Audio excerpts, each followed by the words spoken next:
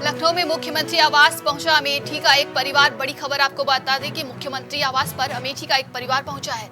आवास के पास परिवार ने आत्मदाह का किया प्रयास।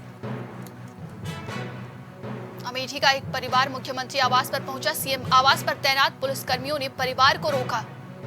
बड़ी खबर आपको बता दें, पीड़ित परिवार की जमीन पर दबंगों द्वारा कब्जा किए जाने का आरोप है। पीड़ित परिवार मुख्यमंत्री आवास पर पहुंचा। पुलिस से मदद न मिलने पर पीड़ित परिवार पहुंचा था लखनऊ सीएम आवास।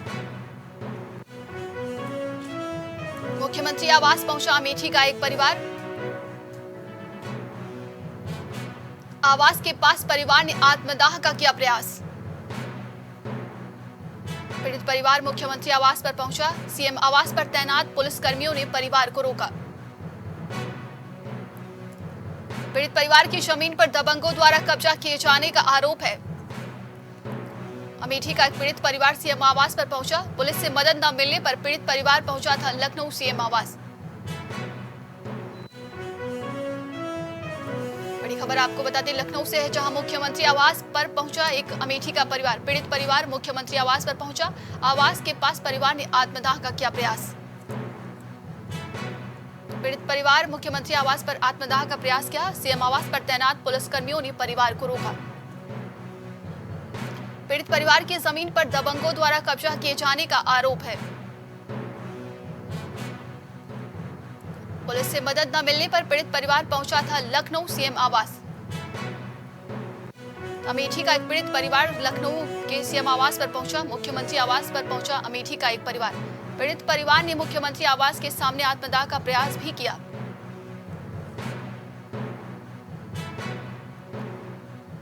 वहीं सीएम आवास पर तैनात पुलिसकर्मियों ने परिवार को रोका। ज्यादा जानकारी के लिए इस खबर पे हमारे साथ संवाददाता कलीम जुड़ेंगे। कलीम, अमेठी का एक पीड़ित परिवार सीएम आवास पर पहुंचता है, आत्मदाह का प्रयास करता है, क्या कुछ अधिक जानकारी है इसको लेकर? देखिए, जिस तरीके से आज एक परिवार जो है अमेठी से लखनऊ सीएम आवास पहुंचा हुआ था, उसका आरोप है कि उसकी जमीन पर कुछ दबंगों ने कब्जा कर रखा है और इस मामले को लेकर के वो लगातार स्थानीय पुलिस के पास जा रहा था। लेकिन उसका जिस तरीके से आरोप है कि स्थानीय पुलिस उसकी किसी तरह की कोई सुनवाई नहीं कर रही थी, जिसको लेकर वो लगातार दबंगों के दहशत में थे, जिसको लेकर आज वो सभी पूरा परिवार के साथ मुख्यमंत्री आवास पहुंचे, जहां पर उन लोगों ने एकाएक अपने ऊपर केरोसिन डालकर आत्मदाह का प्रयास किया। लेकिन इस दौरान वहां पर जो सुरक्षा कर्मी तैनात थे, उन लोगों ने सभी को बचा लिया। फिलहाल इस मामले में बताया जा रहा है कि पूरी जो घटना है, इस मामले को लेकर जांच की जा रही है और जांच करने के साथ ही जो अमेठी पुलिस है उससे भी संपर्क साधा गया है कि आखिर इस पूरी घटना में क्या कुछ पूरी कार्रवाई हुई है या फिर आखिर जो आरोप है वो आरोप कितने सही है। फिलहाल पुलिस के द्वारा साफ कहा जा रहा है कि इस मामले में जांच की जाएगी और जांच के बाद जो भी दबंग के ऊपर आरोप है, अगर वो आरोप सिद्ध होते हैं तो उसके विषय पर कार्रवाई की जाएगी। लेकिन बड़ी बात यह है कि जिस तरीके से केरोसिन लेकर के सीएम आवास तक पहुंचना और परिवार के द्वारा इतना बड़ा कदम उठाना, तो एक बड़ी बात है कि आखिर जिस तरीके से सीएम आवास पूरा परिवार पहुंचा, वहां पर जो सुरक्षा कर्मी लगे हुए थे, क्या उन लोगों की चेकिंग नहीं की कि आखिर इनके पास केरोसिन आया तो कहां से आया, और जो हादसा अगर हो जाता तो आखिर इस हादसे का जिम्मेदार कौन होता। फिलहाल ये बड़ी बात है कि आखिर सीएम आवास के पास जिस तरीके की ये घटना सामने आई है, इसको लेकर आखिर क्या कुछ कदम उठाए जाएंगे। तमाम जानकारी के लिए बहुत बहुत धन्यवाद आपका कलीम।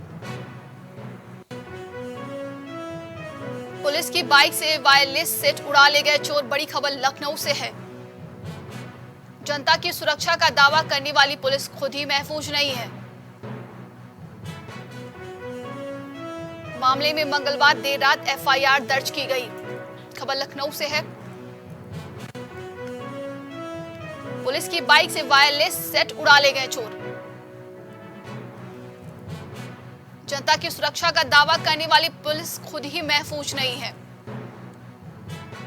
चोरों ने पुलिस की बाइक से वायरलेस सेट उड़ा ले गए। मामले में मंगलवार देर रात एफआईआर दर्ज कर ली गई है।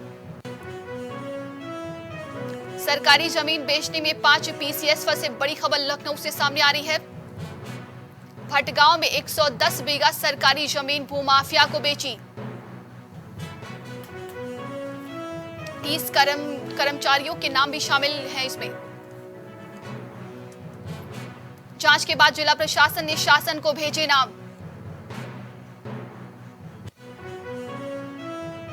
बदायूं में कार और टेम्पो में हुई आमने सामने से भिड़ंत, 2 की मौत।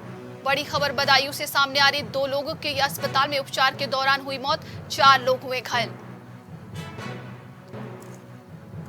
गंभीर घायलों का नजदीक अस्पताल में चल रहा इलाज। घटना के बाद कार चालक कार छोड़कर हुआ फरार, कार पुलिस की हिरासत में।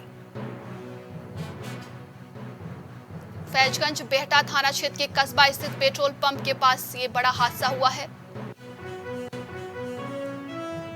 समाज कल्याण मंत्री के निर्देश पर बड़ी कार्रवाई। खबर लखनऊ से है। 22.99 करोड़ का घोटाला, 71 निजी आईटीआई के खिलाफ मथुरा में मुकदमा दर्ज। वर्ष 2015-16 से 2019-20 तक छात्रवृत्ति एवं शुल्क प्रतिपूर्ति में हुआ घोटाला। तत्कालीन विभागीय अधिकारियों कर्मियों को भी मुकदमे में बनाया गया आरोपी।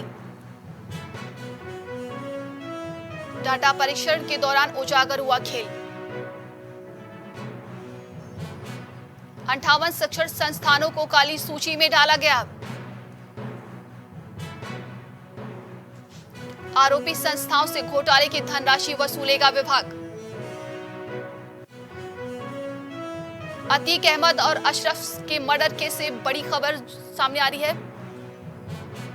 जेल में बंद 3 शूटर से एक बार एसआईटी फिर से करेगी पूछताछ। लवलेश तिवारी, आशीष मौर्य, सनी से फिर से होगी पूछताछ। एसआईटी की टीम तीनों शूटरों से एक बार फिर पूछताछ करेगी। 15 अप्रैल को हत्या की गई थी अतीक और अशरफ की।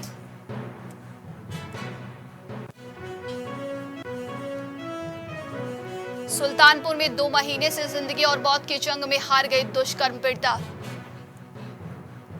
अपहरण कर सूरत ले गया था युवक। बड़ी खबर आपको बता दें, दुष्कर्म की कोशिश में विरोध पर पेट्रोल डालकर जलाया था। पुलिस ने दबिश देकर दोनों आरोपियों को हिरासत में लेकर भेजा जेल। लखनऊ के सिविल अस्पताल में चल रहा था पीड़िता का इलाज।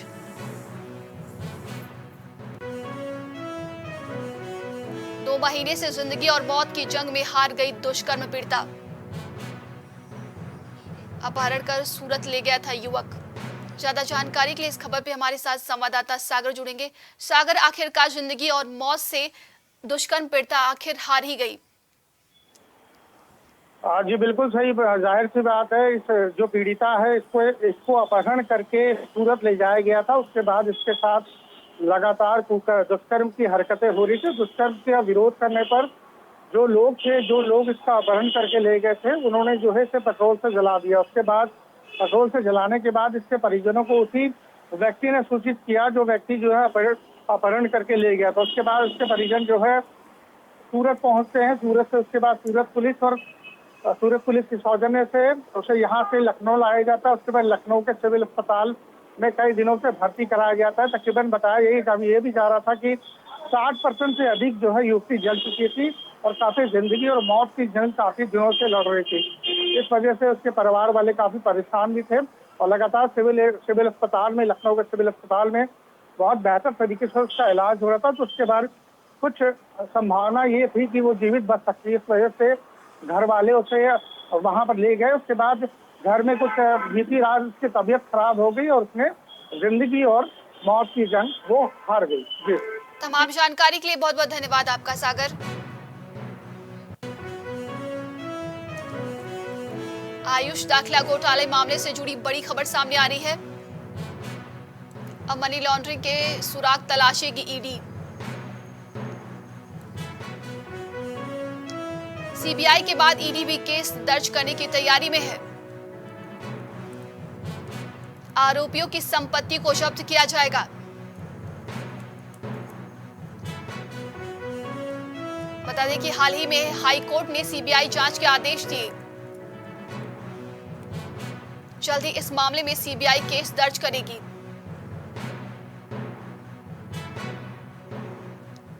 पूर्व मंत्री धर्म सिंह सैनी, आईएएस प्रशांत त्रिवेदी की मुश्किलें बढ़ी। आयुष विभाग के कई अधिकारी मामले में फंसेंगे।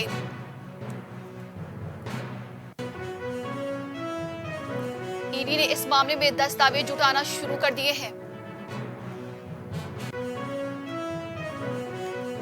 एलडीए ने बड़ी कार्रवाई की है। खबर लखनऊ से है, जहां एलडीए ने बड़ी कार्रवाई की है।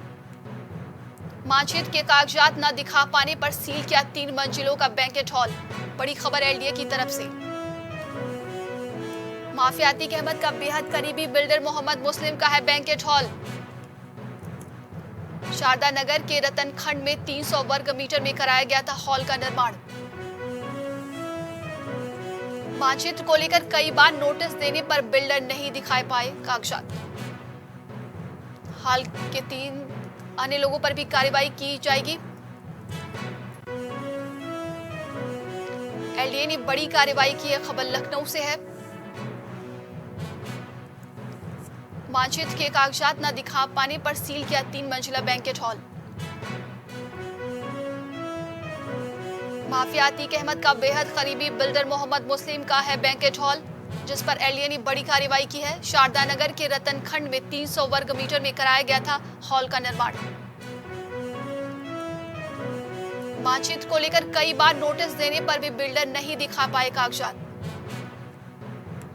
हॉल के साथ 3 अन्य लोगों पर भी की गई है सीलिंग की कार्रवाई। लखनऊ आईएएस अफसर किंजल सिंह डीजीएमई को पोस्टिंग पर विवाद। स्थानीय वकील मोतीलाल यादव ने हाईकोर्ट में लगाई जनहित याचिका। हाईकोर्ट मामले पर 31 मई 2023 को करेगा सुनवाई। डीजीएमई पर आईएएस की पोस्टिंग का कर रहे हैं विरोध।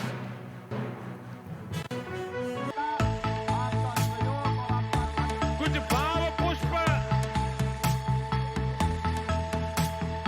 आप देख रहे हैं प्राइम टीवी, सच साहस सरोकार।